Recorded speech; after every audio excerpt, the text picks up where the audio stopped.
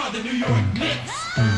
We are the New York Knicks. Say go New York, go New York, go. Go New York, go New York, go. Say go New York, go New York, go. Go New York, go New York, go. What is going on, everybody, and welcome back to the Knicks Pod. Josh Byrne, Connor Thompson. And Connor, it feels like it's been forever since our last episode, man, as the Knicks flag behind me is up. There it goes.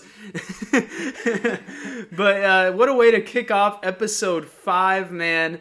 It definitely has been a while, and we've got so many things to talk about regarding the Knicks and really general NBA news as well. We're going to start off, though, with mentioning Bronny James. Obviously, many people have heard about the news about him by now. He suffered cardiac arrest during a workout with the USC basketball team. And really, bro, I mean, this is just freaking terrible news. You don't want to see this. Obviously, people know Bronny James because of his name, and so anytime something happens to him, it's going to get out. But this is something that you never expect to see, especially from an 18-year-old. You know, you hear about injuries all the time. They're unfortunate, but this is like another level, man. So, I mean, can you just take me through your reaction? Because I know I was pretty alarmed, and I'm just kind of shaken by this news, as all NBA fans are. So what was your reaction upon seeing the Bronny James news? Yeah, same as you, man. I was just shaken up because, I mean, it seems like we've been following this kid forever now with social media and everything. We've really watched him grow up. And I mean, personally, I want to see him make it to the NBA. And now with this in his way, I mean, screw basketball. That's the last thing in Bronny's mind right now. I just hope that kid's all right. And I mean, I heard he's in stable condition, but I still want to see where or hear more news about his condition. But honestly, I wouldn't be surprised if Bronny has to take a year or two off of the court or may never play again. I mean, like you said, he's 18 years old. This is probably not a serious heart condition, but it's probably something wrong with his heart, and that it's going to be a medical condition his whole life, and this really might affect him making it to the NBA, and that shit would suck. I mean, we all want to see Bronny be good, but, I mean, yeah, man, I was just shaken up this morning when I saw that. I just can't believe it. I mean, 18 years old, hasn't even played a game in college yet, and hell, he might not ever. It's really sad. It really is. I wish the best for Bronny. I really do. Yeah, no doubt about it. This comes, ahead of sports. Forget about his career, forget about what he was going to do this season. At the end of the day, this is a kid, really. He's 18 years old. And, priority number one is you want to see him get right. And you mentioned it, Connor. He's in stable condition. He's been released from the ICU, so that's obviously tremendous news. And, our thoughts are with the whole James family, because this is terrible to see. And we wish for a speedy recovery for Bronny James, as does everyone in the basketball world. So that's really all there is to say about that. And turning our attention to other general NBA news, luckily this isn't injury related, but this is contract related, and that was Jaylen Brown getting a max extension. And he really put the max in max, dude. Yeah. I mean, this is just an unforeseen contract, just absolutely incredible, the money he is about to get. Over $60 million a year. And I was doing some research, man, and Jaylen Brown's getting 5 years, $304 million. Yeah. Okay? And he's a great player. I'm not going to say he doesn't deserve that. He's one of the best players in the NBA. Big reason why the Celtics have been so good for the past several years. Obviously, they got Jason Tatum, but Jaylen Brown has really been, 1A there on that roster. A tremendously talented roster at that, but he helps put them over the top. He gets 5 years, $304 million.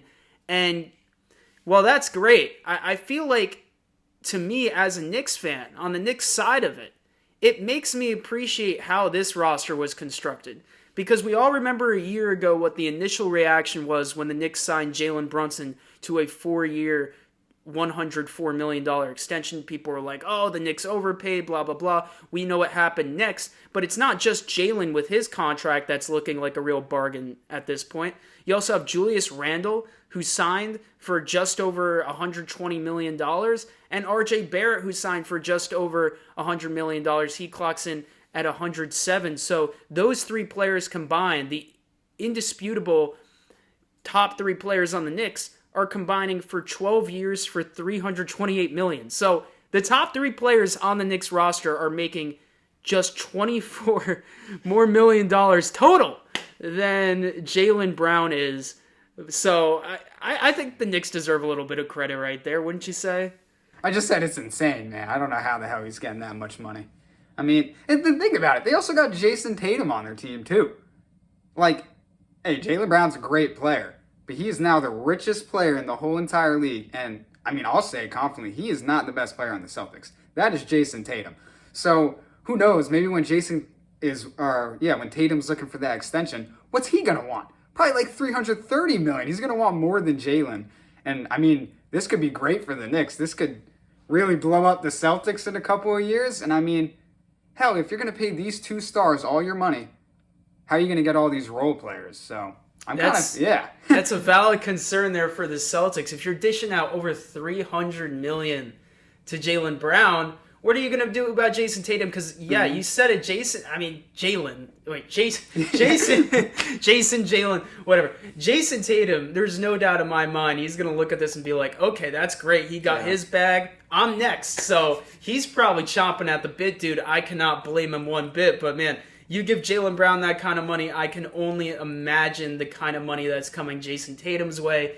And the Knicks side of things, I think you have to really be grateful for the way that this team's set up, because I think Jaylen Brown is better than all those 3 players I mentioned on the Knicks: Julius Randle, Jalen Brunson, and RJ Barrett. Yeah. But at the same time, this is a Knicks team that's a solid playoff contender, and you have your top 3 players making the same amount combined as like the second best player on the Celtics. It screams to me of solid roster building. The Knicks, let's face it, they've made their fair share of mistakes even under this regime. But one thing that you really can't argue with is how they've handled the cap. Even though they've handed out a couple of contracts that didn't work out, Evan Fournier, other than that, they've really set themselves up well and responsibly for the future so that they're able to add, potentially another big contract, potentially another superstar, which we'll get into later on in the show with a certain someone being heavily linked to the New York Knicks, and that would be one Joel Embiid. But before we get into that, we're going to talk about the Knicks actually officially making some signings and bringing in some players that we know are going to be part of the organization this season. And not only that, we're going to be reacting to the NBA 2K ratings because, let's face it, there's been some news here and there, but this has been a very quiet time for basketball news and especially for Knicks news. So why not just look at the early 2K24 ratings and see what we think, because it really gets you a good perspective of how other people feel about the Knicks roster versus how we feel about the Knicks roster. So that's definitely going to be something interesting to dive into. But before we get into that, let's go over the 3 two-way contracts that the Knicks have officially inked to official deals this week. Of course, each NBA team is allotted 3 two-way players where they get a independent salary for the G League and for the NBA, and they can basically move them in and out of the NBA and the G League throughout the season. You're allowed 3 players to do that, and the Knicks' 3 players are 4th-year NBA player Dylan Windler, who spent a lot of his career, well, really all of his NBA career up until this point with the Cleveland Cavaliers. He averaged over 5 points and over 16 minutes per game in his rookie year during the 2020-2021 season. Then you have Nathan Knight, a big power forward who can also play the 5. He spent his rookie year with the Atlanta Hawks, but the past 2 seasons have been with the Minnesota Timberwolves. And this is a guy who, he's kind of like Isaiah Roby a little bit. He struggles defensively, but he can hit a solid 3 here and there, and he's a big guy, big body out there, so maybe he can fight his way into the rotation somehow, and I'm sure he's going to have to compete with Roby, but we'll see how that pans out. And, of course, Jalen Martin, a guy that we've talked about on this podcast, a guy who's been playing and getting some serious minutes during the NBA Summer League. Of course, he is an undrafted rookie small forward, so we'll see what happens with him. And the number one casualty of all this is the only draft pick from the Knicks in the past 2 years, and that is Trevor Keels, who is reportedly going to get waived by the New York Knicks. They're going to release him. And let me get your thoughts on that, Connor, because you're a big Duke basketball guy, and of course Trevor went there, and he's the only guy that the Knicks have drafted the past 2 years. So What are your thoughts on this? Do you think the Knicks are making the right decision? And what's your level of surprise, honestly, with them letting go of such a young player? Honestly, I'm not shocked that they let him go. Trevor Keels really hasn't proved anything, and in the summer league, that was like his big moment. Step up, improve your game, and then maybe you get signed. But he didn't do that, and yeah, it's unfortunate. I mean, I really liked the kid. When he was at Duke, he was great. Not great. He was really good his freshman year, but we could all tell, you could ask any Duke fan, he needed to stay one more extra year. And I feel like with a lot of college kids now, they're just going to the NBA way too early and not taking the time to develop their game. And I think Trevor Keels is one of them. If he took another year or two, might have had a better shot. But I did see that he's going to be on the G League Knicks team. So, I mean, he won't be, there's not like an option for him to get called up during the season. But he could get like a 10-day contract or something. But to be honest, I don't see that happening unless if he makes some major, major improvements to his game. Well, and the other thing to that, too, is you really hope that you don't see Trevor Keels during the season, because if you see Trevor Keels somehow in a Knicks jersey playing in the Mecca at some point during the regular season, that means that a number of things have gone wrong, that there's been injuries galore. So, yeah, everyone, including us, hopes for the best for Trevor Keels and his career, but on the Knicks, you don't necessarily want to see him playing a significant role on the team. Let's be honest. If he is, that means something went haywire, and he's definitely not part of the plans. But you're right. Even though the Knicks do intend on releasing him, there's still a chance he could come in here and the Knicks can retain his rights for the G League so they can have him in their organization and he can continue to develop. And it is interesting to think about the reality in which he stayed at Duke another year, because this is a guy who was his 42nd overall pick in 2022, and he's clearly not gotten a ton of opportunity with the Knicks. Granted, he doesn't really have any merit to get a larger role on the Knicks, but the fact of the matter is he really hasn't played with the starters. He hasn't played with many of the recognizable names. The fact is, though, on the other hand, you watch him in Summer League, he hasn't really done much to impress. He appeared in like 3 games last season during the regular season. I think his highlight of his career so far was hitting a meaningless 3 in garbage time. And that's kind of how it goes for players like that. But hopefully for his sake, he can continue to develop, whether that's in Westchester or maybe some other team takes a chance on him, because you never know. He is still a young player. He was taken in the 2nd round for a reason. So you never really know. But out of those players that the Knicks did sign to the 2-way contracts, Dylan Windler, Nathan Knight, and Jalen Martin, I know who I would answer with for this question, but who do you think has the best shot of actually having a legitimate role on the Knicks this season of those 3 players? I mean, it's probably going to be Dylan or Jalen. Nathan Knight might be like what we need as a big at sometimes, but I honestly think Jalen Martin's kind of interesting. Like, he could be good. You could maybe get a little bit out of him. He could develop into a decent role player.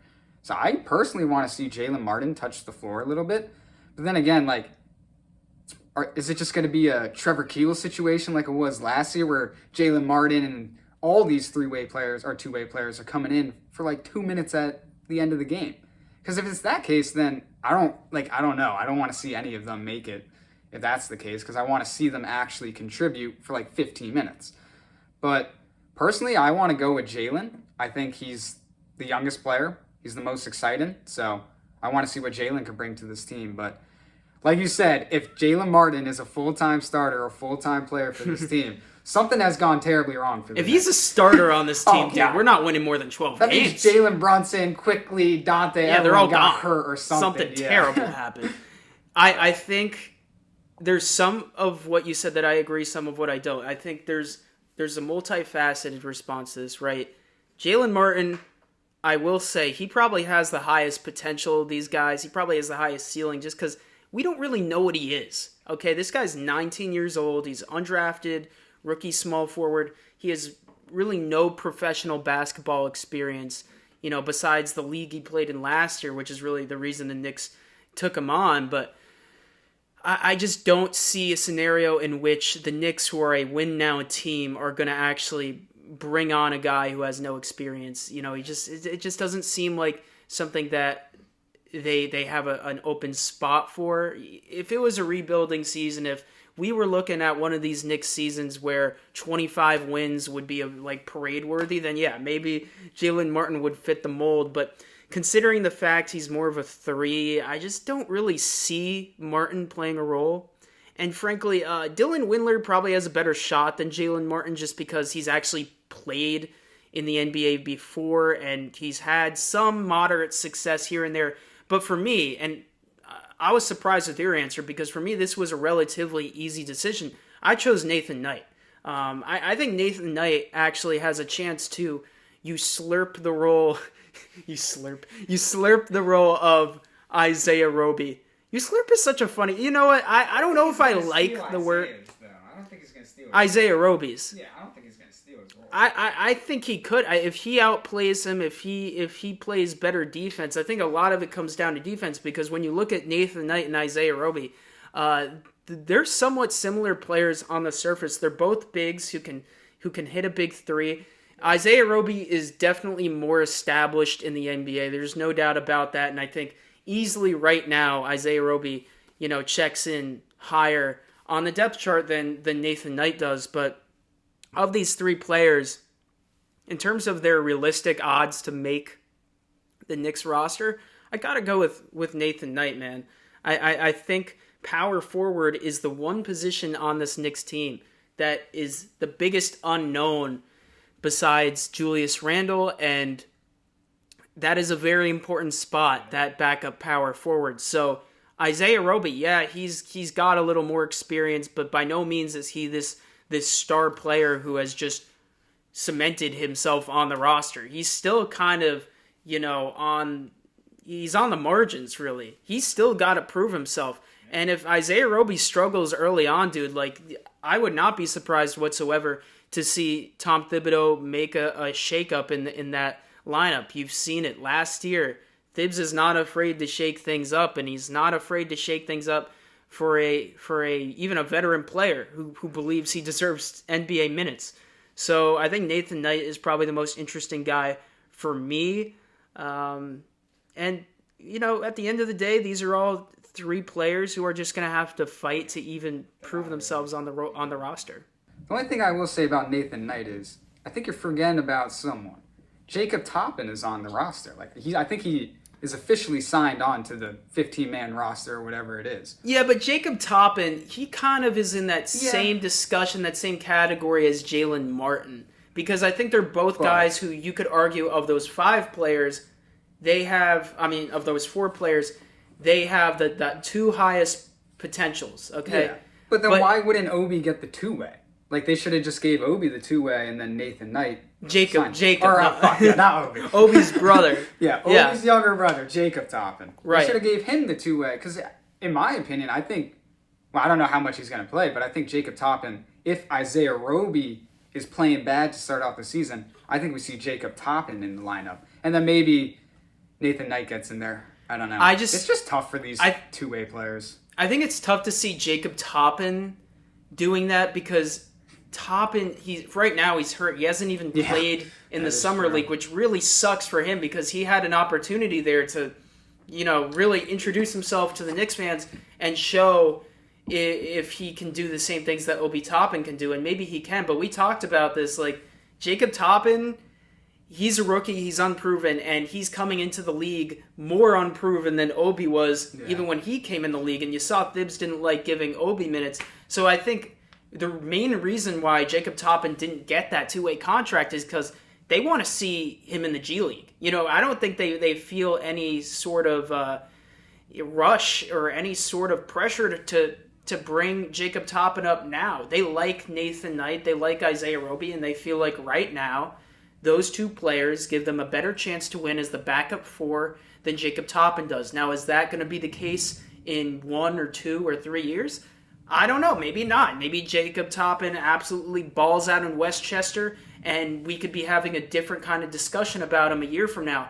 But right now, I think Jalen Martin, Jacob Toppin, Trevor Keels, if he's on the G League team, those are guys who the main mission, the main objective for them this season isn't necessarily to provide something for the NBA Knicks, but to cement themselves as legitimate prospects and show that they have value and that there's reason for the Knicks front office to continue to believe and invest in them. And that's kind of where I think they're at in their careers. So outside of that, those are basically the main signings, the main transactions that the Knicks have made. They're not the sexiest, they're not the shiniest, they're not the most eye-popping players, but that's really all we have to work with right now. And outside of that, it's conjecture. Because as Knicks fans, you probably heard this by this point. If you haven't, you're probably, hiding under a rock somewhere. But Joel Embiid to the Knicks, this is something we've mentioned in passing, but this really looks like something that could happen and something that's definitely worth talking about. As the past couple weeks have gone by, the smoke has just gotten foggier and foggier and thicker. It's a thick bitch. and there's plenty of smoke with Joel Embiid, the likes of which you don't normally see. Now, every single offseason, it feels like there is a superstar linked to the Knicks. But, bro, this kind of feels different. There's people saying the Knicks are the odds-on favorites to land Joel Embiid. And I gotta say, maybe I'm a fool for feeling this way, but I'm starting to get excited. Oh, come on, Joe. Don't do that to yourself. I feel like something's going to happen. Now, don't get me wrong. I am not saying something's going to happen this offseason. I don't necessarily believe that to be the case. But it certainly feels like Joel Embiid and the Sixers, there is some sort of tension growing there, and there is some sort of, standoffish nature to their relationship, and it almost feels like a ticking time bomb, and what it seems like is if those two parties break up, then the Knicks are going to be right there to swoop in and pull in Joel Embiid. So, take him, man. What do you think? Joel Embiid to the Knicks, how do you make of this news? Is this just, more Knicks garbage clickbait, or is this something that, like I think, do you also think could actually happen potentially in the future? I mean, it definitely can happen because, like you said, the 76ers right now, they're in a weird spot. They just fired Doc, so he's out. What's up with James Harden right now? He doesn't want to be there. He wants to be in LA, I think. So if James Harden leaves and it's just Joel Embiid out there, he's going to get pretty upset. And if he's pretty upset, he might request the trade. And if that were to happen, then hell yeah, I say he could have a real shot at going to the Knicks. But I am not getting too excited or anything. I'm not letting it change my mind. I did this in 2019 when, Zion, KD, Kyrie. I think every Knicks fan can remember. We all thought we were getting all three. We were drafting Zion with the number 1 pick. We were going to get Kyrie and KD. Then, of course, we don't get the number 1 pick. We don't get Kyrie and KD, and they go to Brooklyn. And that was like a big fuck you, laughing at your face type shit for us Knicks fans. And I just don't, that's why I'm not getting my hopes up with just Joel Embiid news. Because I feel like every summer we hear some big name free agent is going to the Knicks. It just never happens. I mean, hey, Jalen Brunson, yeah, at the time, he wasn't like a big name, though. So, do I want Joel Embiid on this team? Absolutely. He's second best center in the league. Got to give it to Jokic. But, dude, he's the MVP. He is the MVP coming off last season. I would absolutely love him on this team. And, I mean, yeah, Knicks, if you can make it happen, make it happen. But I'm not going to get my hopes up. Not yet. I understand where you're coming from because, yes, 2019 definitely left some emotional scars amongst Knicks fans, and I was not, protected from those scars. I, like you, was devastated when, KD, Kyrie went to Brooklyn, and ultimately Zion didn't come here in the draft. I remember that vividly. It wasn't that long ago, and it still hurts to this day. But I think this situation is quite different from that, honestly, because during that point in time, the Knicks were an absolute circus. They were not respected within league circles whatsoever. They were trash. They were horrific. And right now, the difference is the Knicks are a respectable team. I mean, they've made the playoffs 2 of the past 3 years. They gave the Heat a run for their money. And they won 47 games last year. They were the 6th seed. They were a solid playoff team. And now they have Jalen Brunson to go along with Julius Randle and R.J. Barrett. And it brings a sense of legitimacy to a roster that was almost good enough a couple years ago, but now feels like they are good enough to make consistent runs to the playoffs. And I think this can happen because I think this is a situation where this is the disgruntled superstar scenario that we've been waiting for. Now, I'm going to have to put on the brakes even a little bit for me. And I know that between us, it seems like I am way more, confident in this potentially happening than you. But even I will have to say right now that I don't think this is going to happen this offseason, because this is something that's going to require a few different things to happen before the Knicks and Joel Embiid are going to, link up together. One of those things, and you alluded to it, is the James Harden situation. What is going to happen with James Harden? James Harden and Joel Embiid, despite their shortcomings in the playoffs last year, they have been reported to have a very good relationship. They're boys, and obviously watching them both out on the court is super fun, and Joel Embiid doesn't want to see James Harden leave. On the other hand, it seems like there is a very strong chance that James Harden will leave the 76ers. But let's say he stays. Let's say both of them are together, or it's just Joel, regardless. Going into the season, if the Sixers do what they've done pretty much Joel Embiid's entire career there, and that is be a top 3 or 4 seed in the Eastern Conference and fail to make it out of the second round, I think that would be the cherry on top. Because even if they do have James Harden in that situation, if they're failing to make it out of the second round of the playoffs, I think that would be the tip of the iceberg. Mm-hmm. I think that would be what breaks the camel's back right there, because there's clearly already tension, but it would be, something where they probably have to move mountains on both sides to make this trade possible at this point. But if the Sixers go out and have another underwhelming finish to their season, whether he goes to the Knicks or not, I don't think Joel Embiid is going to commit to Philadelphia. I mean, what say you? I mean, what do you think of the odds of Joel Embiid leaving in general? Well, I did see a quote from him that said he wants to be a Sixer for life. Okay, but then again, I will say, let me bring you my next point. Anytime a fucking player says that shit, they are gone the next season. I swear. They'll say that, and that's to give the fans, don't worry, guys. I'm going to stay here. I'm going to be Philly all my life. Just make the fans happy, make them trust you, and then he's just going to leave after a year. Because you're exactly right, bro. If he has another season where he can't get past the second round as an MVP, come on, bro. You got to make it past the second round as an MVP in this league. Hell, even Derrick Rose did it, and he only had 2 good seasons as a fucking with his knees. Well, it took 28 minutes, but we finally entered the Derrick Rose section of the episode. I got to bring him up every time. But seriously, though, you are right about that. MVPs, they need to win because, we're at this point where Joel Embiid's been one of the most dominant forces in the NBA for years. And now people are really going to have him under a microscope, and they're going to analyze and scrutinize him heavily if he does not get to that next level in terms of his on-court success, in terms of winning. And many times a player doesn't end up where he wants to be at the end of the season. Sometimes, like in Damian Lillard's case, he sticks it out with a franchise that's clearly inept, that clearly isn't capable of putting together a winner. And then, of course, this year, he's finally woken up, Damian Lillard, that is, and has requested a trade out of there. But for Joel Embiid, it's going to take another underwhelming finish, most likely, to the Sixers season, a harsh end to the whole James Harden experiment. Or not, harsh isn't the right word, but just it's going to take a breakup as well, most likely, because they're boys, and I think that's a big part of the equation is James Harden.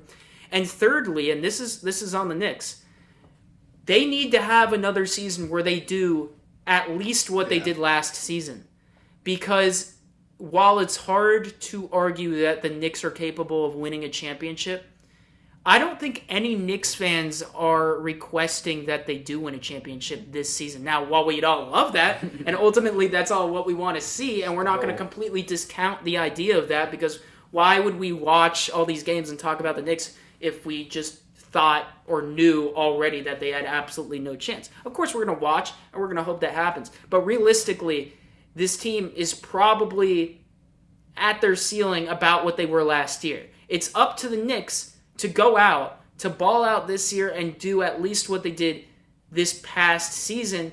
And I think that would be huge for their chances of landing Joel Embiid. Because if you remember, the Brooklyn Nets, when they landed Kyrie, when they landed KD, that was after multiple years of them being competitive and making the playoffs and not winning a championship, but proving that they were a respectable organization capable with the pieces, most of the pieces already in place. And while the Sixers have had better overall records than the Knicks in past seasons, they've clearly had some shortcomings with building up a roster all the way around to supplement the talent, the top-tier talent of Joel Embiid and James Harden.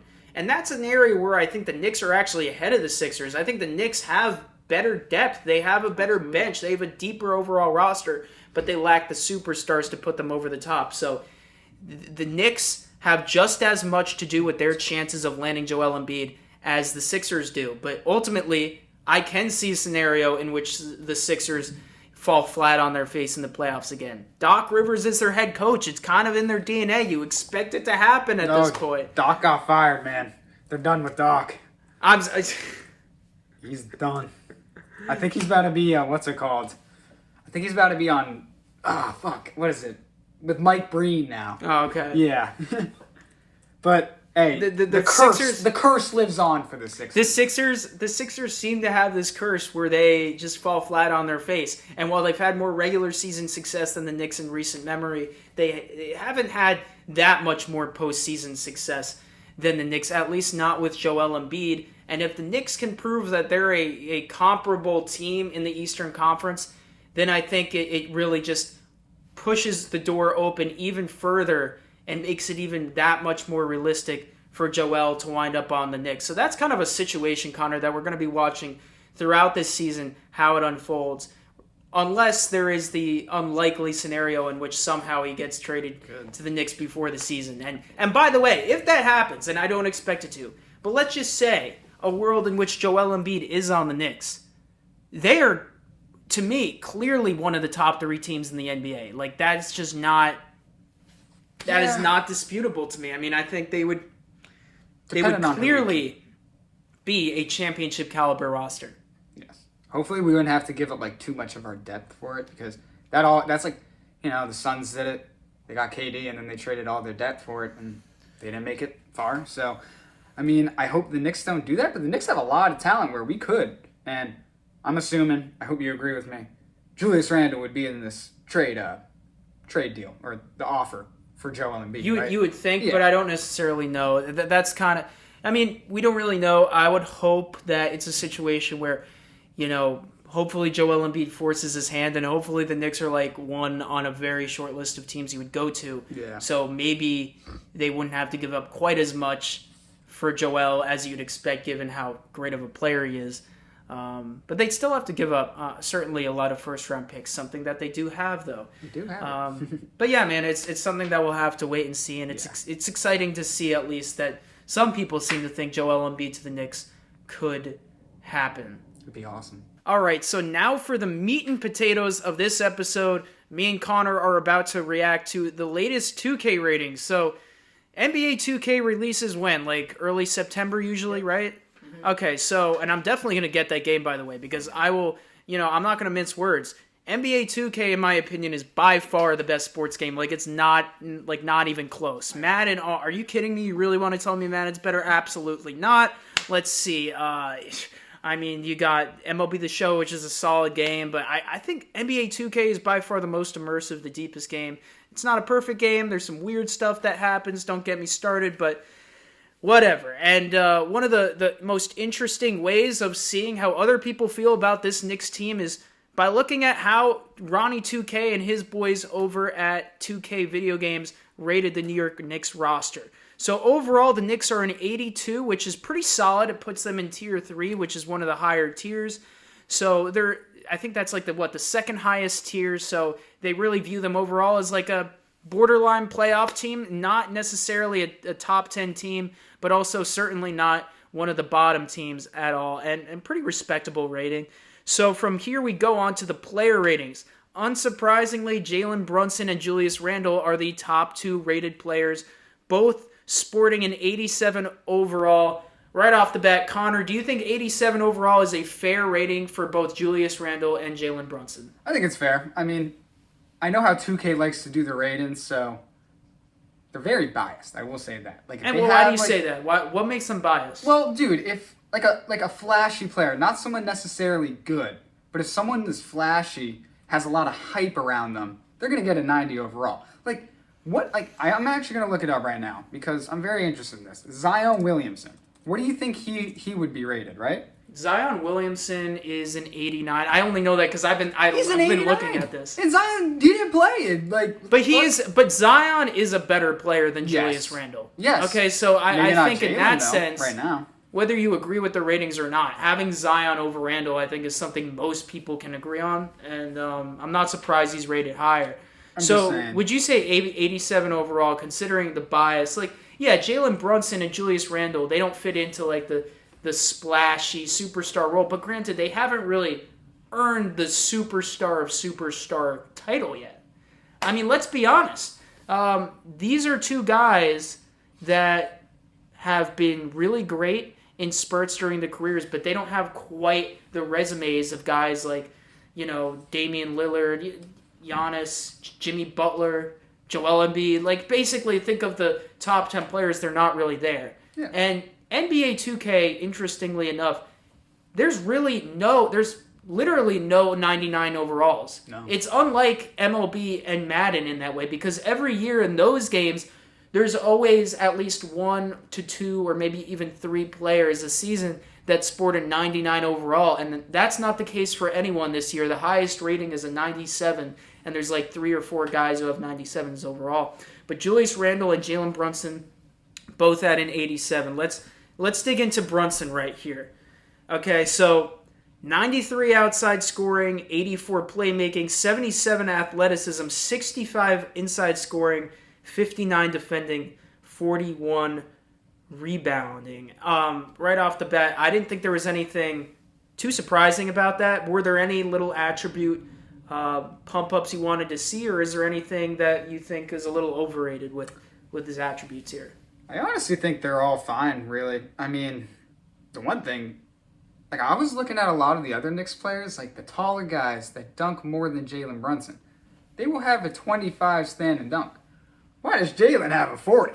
That's just stupid to me. That's just a little one right there. Definitely doesn't affect his rating that much, but like, he ain't standing dunking like that. He has like 3 dunks the whole season, I bet.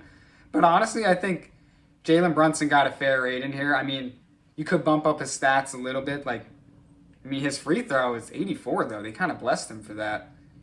You think they blessed him for that? Because I thought he was a good free throw shooter like throughout most of his career. No. I think that. I just think I don't know. This is what I want to see with 2K for free throw ratings. Just make it whatever they shot. Like if they shot 83% last season, just make it 83. But, I mean, 84, yeah, it's fine. I mean, I think all these ratings right here pretty fair. I mean, athleticism. Well, Jalen Brunson shot 829 at the line last year, which is a little below his career averages. And I will say there were very few, if no, critiques really about Jalen Brunson's game last year because he was better than everyone could have possibly hoped he could be.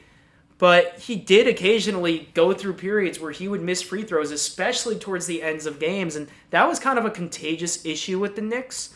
But I think they're giving him the benefit of the doubt, Jalen Brunson that is, by giving him the 84 free throw over something like an 82, because that would just be based on last year. No, yeah, that's what I'm saying. They could do that, though. It's still pretty much match up fairly, though. And one thing I think could be a little overrated about Jalen Brunson in this year's 2K is his defending, which they gave a 59. Now, a 59 probably doesn't sound that great for defending, but considering that he's like a undersized point guard and he struggled mightily defensively last season, and looking at the other defensive ratings, which are, I mean, I'll just say right now, Julius is 63, RJ is 65, Quickly is 54. The fact that Jalen Brunson slots in right in the middle, I don't know how accurate it is, but I do know that that's a pretty respectable defensive rating for Jalen Brunson. Dude, it goes back to the point I was saying. Okay, Jalen Brunson might not be like a star, but he's probably the most popular player on the Knicks, I would say. So they're going to give him the benefit of the doubt with these ratings. Like, yeah, Quickly's is a better defender than Jalen, but does 2K know that? I don't know. I also do not like Ronnie 2K. I got a personal vendetta. Do you have against something him. you want to get off your chest here, Connor? Fuck, nah. I'm just, nah. I got to keep it PG for the audience. And well, we've done a great job of that. Just all right. Ronnie. Well, actually, I'm happy that he made a crossplay now. So that's going to be clutch. Yeah, that's clutch. I think we can all say, like, whether you're Team PlayStation, Team Xbox, the fact of the matter is you get crossplay, everybody's happy. Everybody lives at peace. Julius Randle, 87 outside scoring. Holy smokes. I mean, they are very high on him and his outside scoring. He is amongst the best shooters who is a power forward. Yeah. There's no doubt about that. But when he gets cold, man, he gets really, really cold. Now, granted, it's also the other way around, too. So 82 inside scoring makes sense. The guy is just massive. He's super strong, powers through everyone. 75 playmaking. It could be higher. One thing that he has regressed upon statistically is his assist number, because last year was 4.1, a respectable number for your power forward. But 2 years ago, when he was really leading the team in 2020 and 2021, he averaged 6 assists that season, and it was a big development because you thought he was improving in that area. Last year, it took a dip. 70 rebounding, 63 defending. For the most part, I mean, everything here looks pretty great. I like how they gave him 92 draw foul, because he drew almost 5 fouls per game last year, sitting at 4.9 fouls drawn per game. But anything stick out to you, bro? Because I think overall they did a great job with Julius's overalls. I think it's pretty accurate. Yeah, I think it's accurate too. A little bit confused, like, what does offensive consistency mean in 2K? Does that mean, like, how consistent they are? Or if I had to guess, offensive consistency, which, by the way, Julius Randle has a 98 in, I think it's like if you take a shot attempt with a player, the consistency of the shot result based on how you execute the shot with the controller. So if you get one that's like 90% accurate, how consistent is that going to be with actually going in? Or you know what I mean? That's honestly probably fair. I thought they meant like how consistent is the player. I'm like, Julius Randle probably isn't a 98 consistency. No, because certainly he's not Yeah. a 98 consistency. No. You know what? That is a good point, though, because he can get really cold offensively. So he's kind of unpredictable. Because if you really want to make Julius Randle accurate in 2K, then it's like a guy who you could easily score with in the first quarter, 15 points, and then score 8 points the rest of the game. He's that kind of player. I mean, most players are, but he is a very extreme example. The one other thing, though, the one that stands out to me is 95 for shot IQ. I mean, let's face it, Julius, agree with you think that's a fair one? Like, you think that, he'd just be shooting random Exactly. shit. It's just like... Yeah, I don't agree with that. I don't. Dude, I think they got his shot ratings accurate, but the shot IQ and the offensive consistency, the idea of those ratings makes sense. But it's tough for me to imagine that A, those are accurate ratings, and B, they actually matter in the game. Like, do these actually matter? But I don't think they... It's like, what really matters. Like the 3-point, the mid-range. Like, those big ones are going to matter. And also, I think shot IQ does... That probably matters a little bit, though. It probably matters in simulation. Because how is it going to control the shot IQ of the player? Yeah. So maybe that's just based on like how they would simulate. And offensive consistency may be the same thing. But if there were such thing as offensive consistency, Julius Randle, while he's a great offensive threat, he is not a 98 consistency. Come on. But let's move on. I don't want to take all our time talking about offensive consistency. RJ Barrett.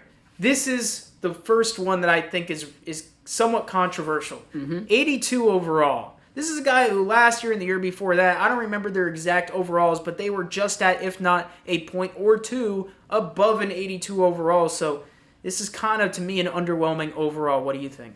Yeah, same. I mean, he hasn't really regressed. I mean, he might have not taken a huge leap that everyone was expecting, but he definitely hasn't regressed to the point where he should be going down every year in 2K. I think he should only be going up, and I think a fair rating for RJ Barrett would maybe be like an 83 or an 84, because he showed us in the playoffs too. Say what you want about that last game he had. He was really good, and he proved himself, at least to me, he proved himself to me that he's going to be a good player for us, and we should keep him. And I just overall think he could be a little higher in 2K, but it's also 2K, so what are you really going to do? But, hey, he's going to get it up next year. Don't worry. He'll get it up. 85. I hope so. I think the big thing for him is consistency. Yeah. Let's quickly look. What's his 90? Okay. Look, they clearly just give everyone really high consistencies because if Randall's getting a 98, Barrett's getting a 90, like, what are we doing? Yeah, We'd have the best team. If they're all playing at the top of their games at that consistency level, then the Knicks would have no issues if that's really how things worked in real life. Because you mentioned it, Barrett played great at times during the playoffs last year. I was at the lowest I ever was with Barrett and how I felt about him and his chances of being a star on the Knicks prior to the playoff run last year. But upon viewing that playoff run, there is no doubt in my mind he was clearly the second best player on the Knicks during that Heat series. It wasn't even close. And he showed defensively, offensively, that he could deliver. And it was clutch too. So he's such a frustrating player because he shows you through medium to longer stretches that he can be a really physical guy who can score on 3 levels and be assertive and be an everyday player that's well above average. But then you see the cold streaks. He goes through 1 to 2 month long stretches where the guy can't hit a shot, and sometimes it leads to poor defense. And overall, a very tough player to gauge on his overall value currently. Yeah, definitely. I mean, well, I've been looking at it a lot. Like Emmanuel Quickly, Jalen Brunson, Julius Randle, offensive consistency is all at 98. But then RJ gets that 90.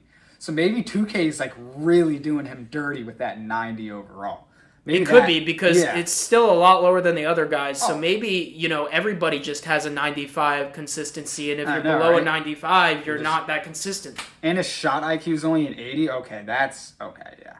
The shot IQ definitely hurts. I don't think RJ Barrett in real life has a bad shot IQ, dude. I just think he's not good enough at putting down enough of the open shots. Will he take a bad shot here and there? Yeah, but I think overall, most of the shots, and especially most of the threes that he was attempting last season, I didn't have a problem with the actual shots. Most of them were good looks. It's just he bricked so many of them. He's got to work on the touch.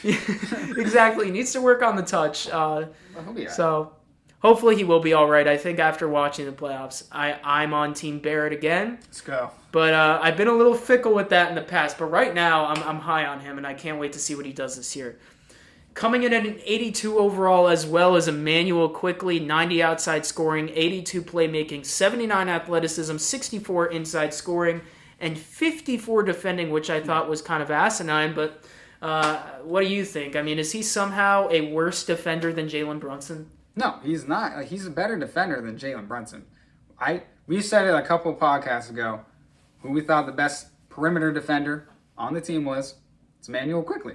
That's what we think. So, I mean, I don't know what 2K's doing. But it's tough here because, if you bump up his defending, he might be like an 85 in 2K. And I don't know. So they would have to drop something in order to, figure it out. I think an 82 overall, though, is a very fair overall rating. But the only thing it's defending. I feel like it should be at least higher. It's what? 71 perimeter defense? That shit's just terrible, man. Should at least be like an 80, 85 for that department. At least. But I think 82, it's fair overall, but I'd like to see better defending with him. And rebounding, too. You could be a little higher for rebounding, honestly. He definitely could. I think low-key, that's one of his strengths for a guy that's, only 6 feet tall or 6'1". I mean, for him to be grabbing boards like he does, it's impressive. And I also think it speaks on his hustle. Mm-hmm. The guy is just an uncomparable motor, and he's going to out-hustle you. I think 54 defending is a result of the fact that they didn't feel that they should make him an 85. Yeah. But my problem with that is you don't need to make him an 85. Just focus on giving him both the best overall and the most realistic depiction of who he is as a player. Mm-hmm. Don't just bring down his overall because, you have one part that is a little too high, which, I don't know, you could argue maybe he could be an 85 outside scoring instead of a 90, and then you could bump up his defense. Like, exactly. It doesn't need to be an 85 for him to be properly evaluated, because I think you and me agree both. Emmanuel Quickley's 82 overall is a good overall for him. Like, he is an 82 overall. That's about what I would give him, literally, if you asked me. But 54 defending is not an accurate representation of the player that he is. 48 rebounding too, but that wouldn't be that much higher. I mean, at the end of the day, it would be like 53 Probably 50, tops. 52 maybe. Yeah, so anyways, rounding out the 80 club is Mitchell Robinson with an 80 overall on the dot. He has 86 rebounding, no surprise there. 71 defending, the highest that we've seen so far, but I still think that could be higher for sure. Probably his perimeter defense hurts him a lot. It does at a 49. That's fair, though. 70 inside scoring, 69 athleticism, 59 outside scoring. And how is that? Maybe I'm missing something here. How is that a 59? What? So, dude, 2K must be like... Okay, so the way I'm getting at it is like, if you get an 80 for defending, you're like the greatest defender of all time in 2K, I bet. But if you have, like, what? A 59 outside scoring? That's pretty damn good. Like...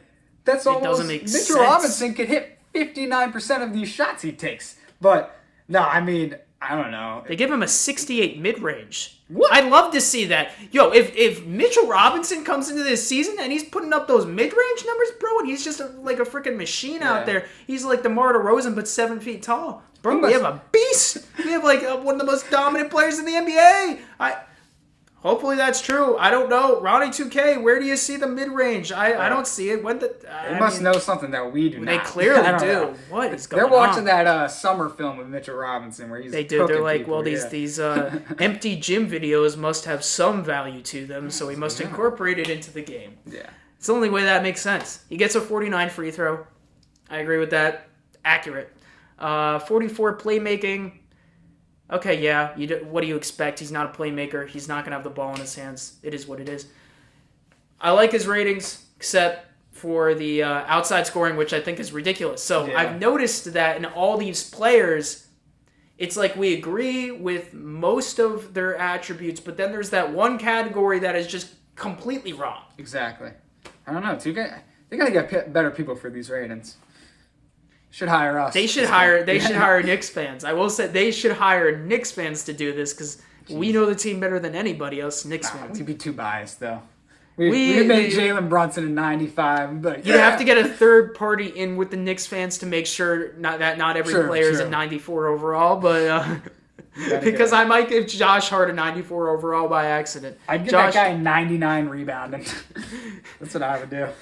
He's just one of the fan favorites, man. I love him. And some on the outside might say, "Oh, Knicks fans overrate Josh Hart." I really think that's true though, because I think at the end of the day, Knicks fans, we know that Josh Hart isn't a superstar, but we really appreciate the fact that he's going all out and he makes such a significant impact just off ball, and really in every phase of the game while he's out there, which is only for 23, 25 minutes a game, maybe. Probably less, honestly, more like 20 minutes a game.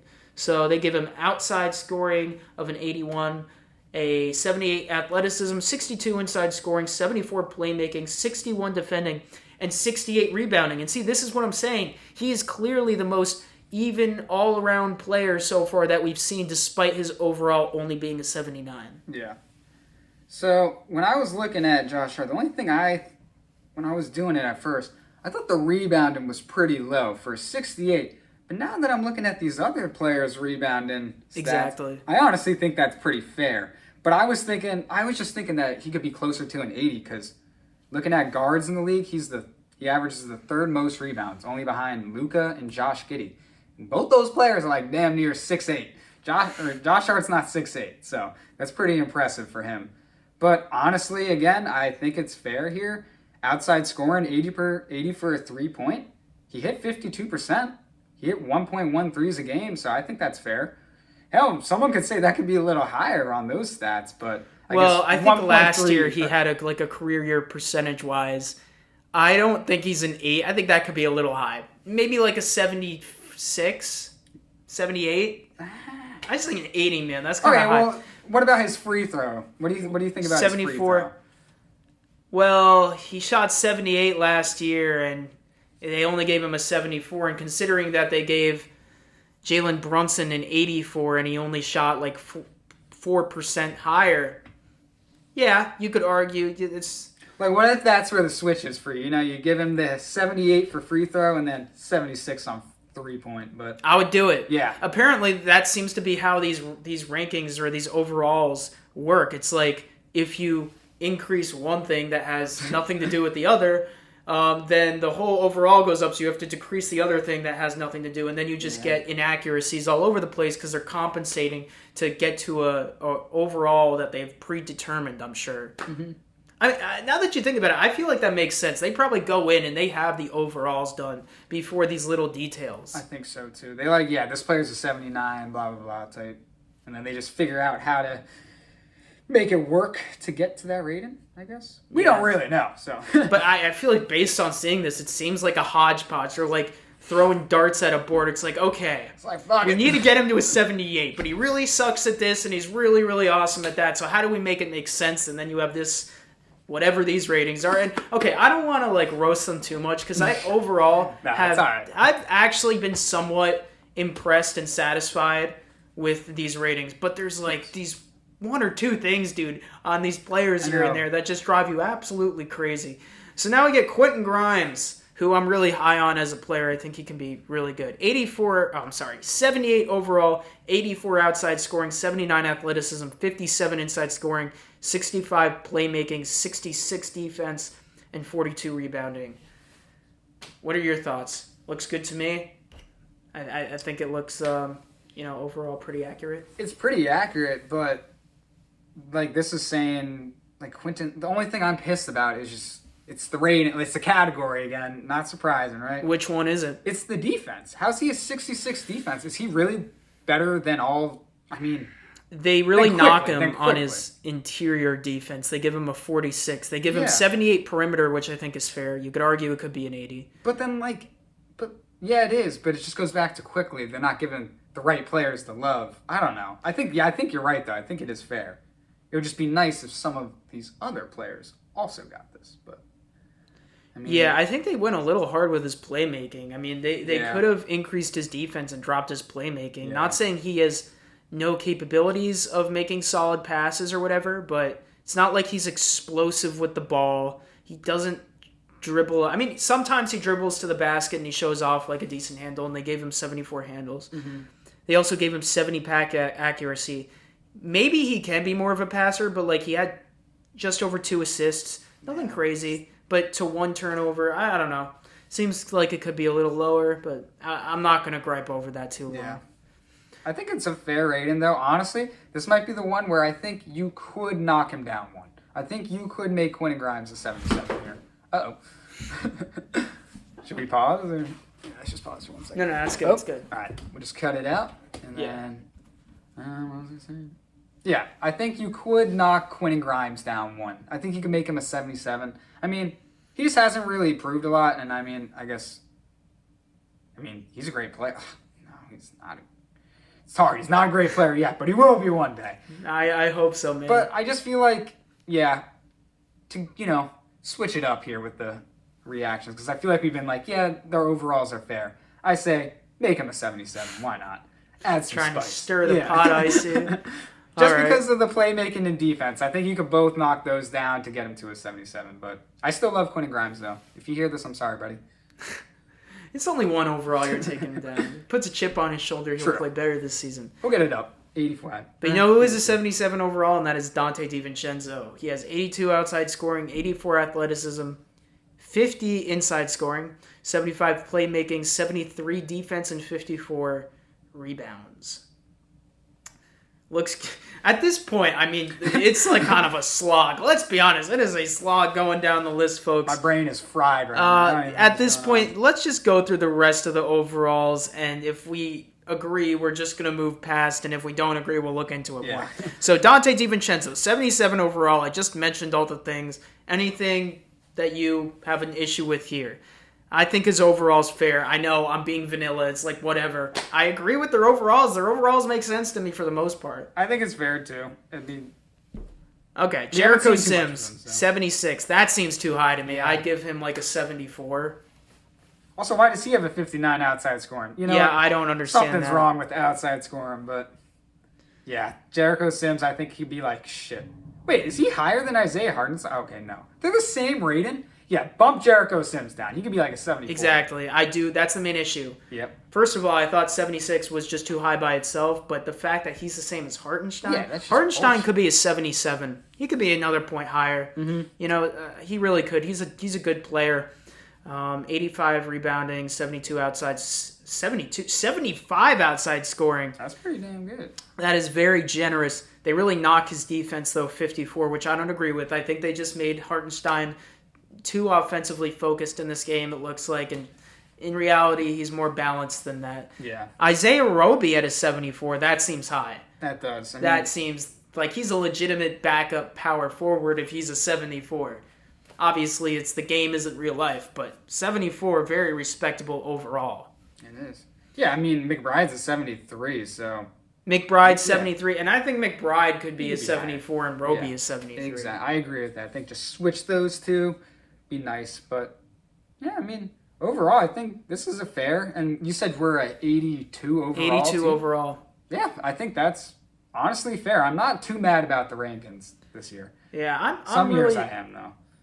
Yeah, I'm really not that.